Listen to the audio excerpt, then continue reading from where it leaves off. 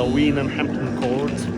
Yeah, exciting. Let me tell you how we spent Halloween in a Hampton Court. We didn't go through the grand gates, they're under restoration, but through the service yard full of pumpkins for Halloween. This path took us straight to the old royal kitchen, the ones that belonged to the King Henry VIII. The kitchen is huge. From there, we walked into the corridor and suddenly met the ghosts of the Grey Lady and maybe John Blanc, the African trumpeter from Henry's court, one of the so-called Black Tudor, free Africans who lived in England even back in those days. Next, we went into the Great Hall, where we met the ghost of Henry VIII himself. He looked heavy, with dark thoughts, maybe about his deeds. For comparison, his daughter Mary, who is supposed to be called Bloody Mary, burned only about 150 people, while Henry, her father, who's never called Bloody, sent tens of thousands of his people to death. Probably most of them were Catholics in a time of church separation. In the haunted gallery, we saw the spirit of Catherine Howard, Henry's fifth wife, who was terribly screaming before her execution according to the legends. Also there, we met a ghost of a royal astrologer, perhaps John Dee, the famous mathematician and astronomer, advisor to Queen Elizabeth I, forever searching for the secrets of the stars. Nearby is the entrance to the royal chapel, where the crown of Henry VIII is kept. In the fountain court we met the ghost of King William III,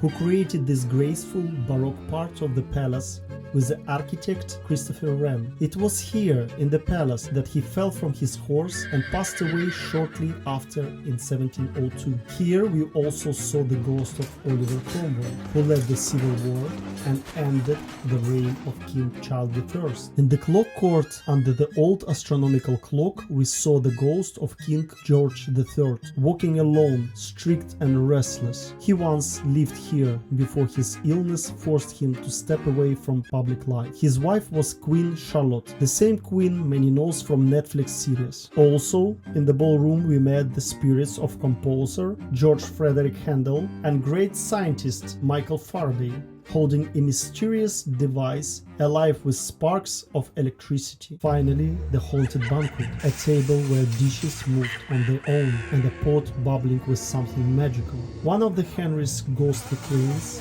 was sitting beside it, and suddenly she stood up and started to stare at Oliver Cromwell for a long time, as if she felt something dark coming from him. The whole palace was filled with Halloween decorations, pumpkins, candles, and spirit of the season everywhere. So if you ever visit Hampton Court during the Halloween, trust me, you will never forget it.